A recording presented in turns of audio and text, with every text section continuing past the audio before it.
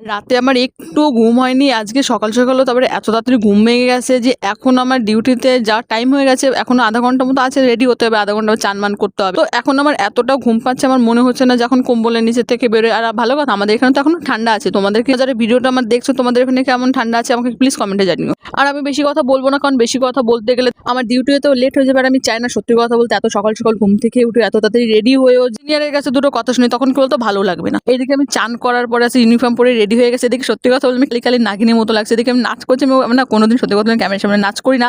যখন একা রুমে থাকি তখন করে। আজকে রুম পুরো ফাঁকা পেয়েছি তো আমি ভাবলাম যে একটু নাচা তো যেতেই পারে, তাই না? এদিকে তোমাদের সঙ্গে কথা বলতে আমার পুরো স্কিন কেয়ার রেডি হয়ে গেছে। এবার তো দেখো সবাই ভাবতে পারো যে আমি মেকআপ করেছি। আমি সবসময় মেকআপ করে আমাকে না ডিপার্টমেন্টে সবাই বলে তুমি এত মেকআপ করে থাকো, এত মেকআপ করে কি করে থাকো। আমি বলছি দেখো তাদেরকে আমি কি করে বলবো যে আমি সত্যি কথা বলতে মেকআপ করি না, আর কখনো আমার ক্যামেরাতে আমি ফিল্টারও লাগাই না। আমি শুধু সানস্ক্রিন ইউজ করি, টোনার ইউজ করি, সিরাম, মানে যেগুলো বেসিক যেগুলো লাগে। আর একটু হালকা লিপস্টিকটা দেখো কোথাও যাওয়াও যায় না, কারণ আমার ঠোঁটটা কি বলতো মানে অনেকটা ব্রাউন ব্রাউন হয়ে গেছে। তো সেজন্য লিপস্টিকটা আমি কোথাও চলতে পারি না। এদিকে আমি রেডি হয়ে গেছি। আবার অনেকে বলবে যে তুমি এবার ক্যামেরার সঙ্গে বেশি ঢং করো, ওই না চেহারা। তাদেরকে আমি বলতে চাই আমি কারো কথা না পাত্তা দিই।